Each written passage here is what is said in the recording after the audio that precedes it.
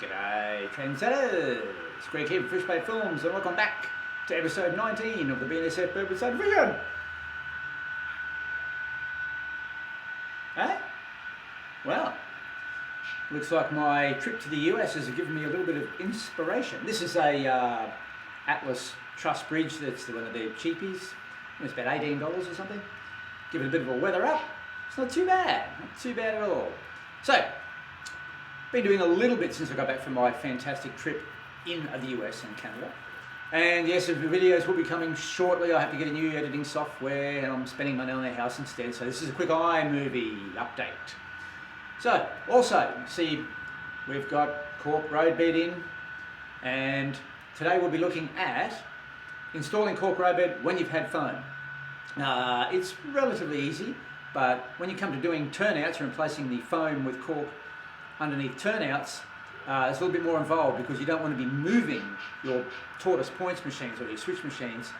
You have to get your turnouts back into exactly the right position. So anyway, we'll let this train go through and we'll go and have a look at our roadbed replacement program, which I'm stepping up and getting into rather quickly. So let's go.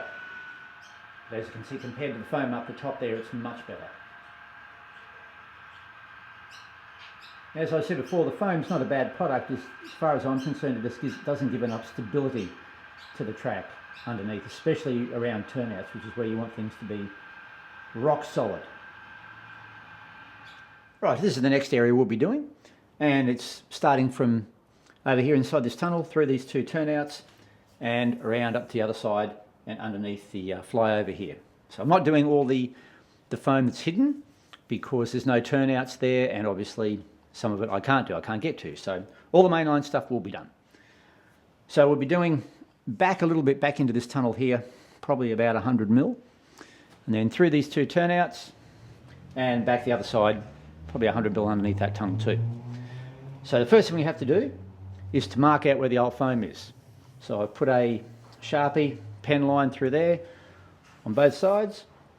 Now where it goes into two tracks, I've marked this side of this foam, and I've marked the other one over here of that one.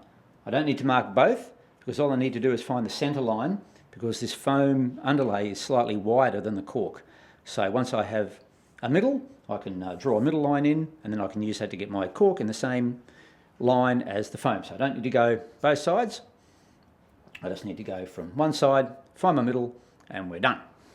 Now, of course, with our turnouts, we need to make sure that the turnout goes back in exactly the same spot. Not so much for a track lining up, which that's important as well, but also for our little throw here, for our tortoise switch machines. Now, you know how I hate installing switch machines, so I don't want to have to go through that again. So I'll show you what we're going to do to line this turnout up so we get it exactly back in the same spot. Now you can see what I've done here. I've got some track pins and I've taken the head off, and I've got 3 here with the head filed off. And make sure that you make these ends, that you've cut the head off nice and smooth and pointy so you can slip the turnout up over them, because these are going to be our locating pins that will make sure that the turnout goes back in exactly the same spot. Right, first thing is to remove these old pins. The old spiking pliers are actually pretty good for that.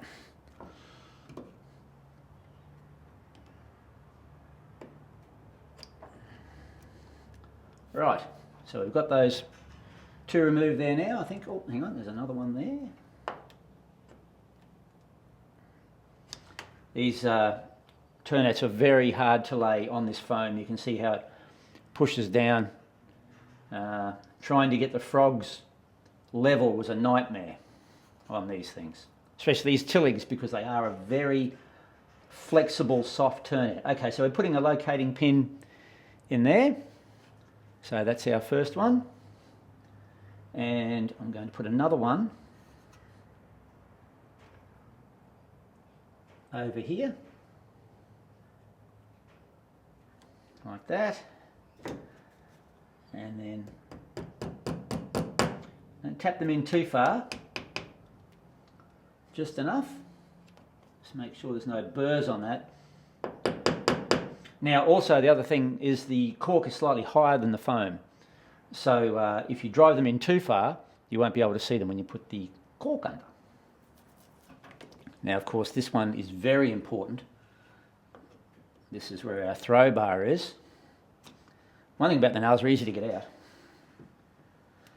And unfortunately, I've done one other turnout, and the wire that I put in was slightly longer, so I didn't have to change it. This one, the wire is only just long enough, so I'm going to have to replace that throw wire with a little bit longer one to go up through the cork. But that's still easier than moving the whole points machine.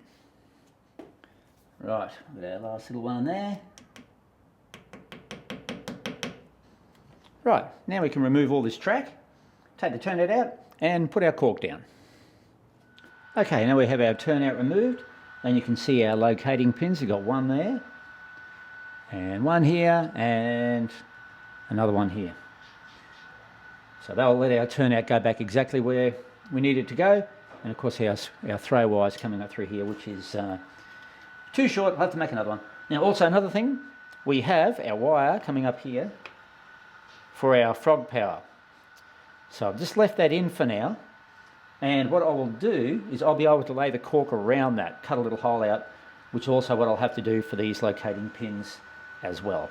And you can see our line marked here for our cork, and what we have to do, we have to go in 2 millimeters from that line, because the cork is about 4 millimeters thinner than the foam.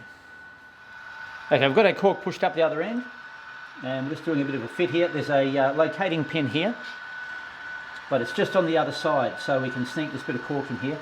If you're doing this, one of these fluoro pens is fantastic, because anything else just sort of blends in, and the bright pink or whatever colour is really good for marking the cork. So this one we don't need to actually cut out any holes in this piece of cork. A little bit for the throw bar at the other end. We need to cut out a little bit here for our throw bar, but not too much, so I've just put a little bit of a mark there. The other one we'll need to cut out for the frog wire and the locating pins. Right, we have one piece of cork in, and our next one, there's a straight line from this turnout from here all the way through to the start of our curve. So I've marked our 25 millimeter in for our centre line, and what we're going to do is bring this other piece of cork up through there, run it on our centre line and continue it through, and then we'll fill in this little bit here with scraps in the middle of the turnout, so we get a nice constant flow through the outside there. Right, trendsetters, we're pretty well done here. Now what I like to do is the straight rail, I take the cork all the way through. The curved one, or the divergent route, I take it up and just continue the cork through, so you get a nice smooth line. And then the other road, the other side of the cork, I come down, do it as far as I can, and then the same with the other road, come down and just join them all in the V, or in the fork of the turnout. Then we can just fill up all these little bits with scraps here. Here's one I've prepared earlier. So this is all glued now and spiked down, and we'll be back in about 24 hours, and we'll sand this back, give it a light sand, and lay our turnout back down. Right, welcome back. It's the next day, and all our cork is down and nice and dry. We're just going to give it a quick sand with our multi-tool here, just to get any rough edges or high bits off it, and then we'll be right to lay the track.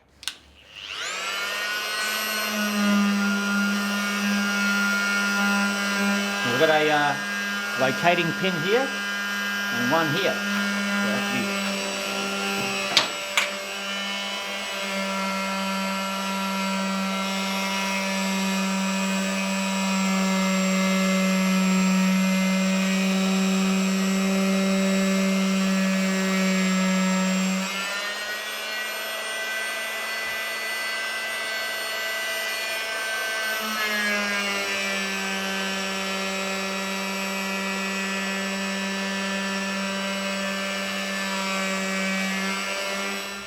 Right, we've got our cork sanded now, and now we just have to put the turnout back in. We'll lift this rail up here. Now there's a locating pin here, it's very hard for you to see. I've taken the throw wire out because we have to put a longer throw wire in due to the cork being thicker. So we shall try and manoeuvre this turnout on there.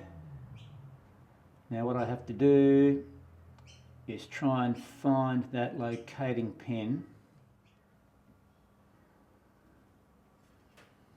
No, I missed it. That's it. You can't see it, but it's actually coming through there now. I just have to pull the wire through at the other end for the frog.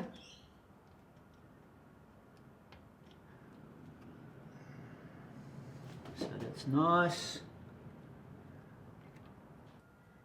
Right, we're at the other end now. Now this pin, I don't notice it was a bit loose, so I had to tap it back in.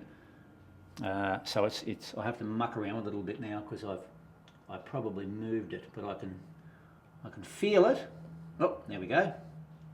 The thing with these Tilly turnouts too, they're very flexible. You can actually make them into a slightly curved turnout. So when you're laying them, you have to be extra careful because they will move. And to lay these types of turnouts on the foam was a nightmare. So laying these on this nice firm cork is so much easier, especially with these Tilly turnouts that are very flexible. You have to be very careful when you lay them. But that's good.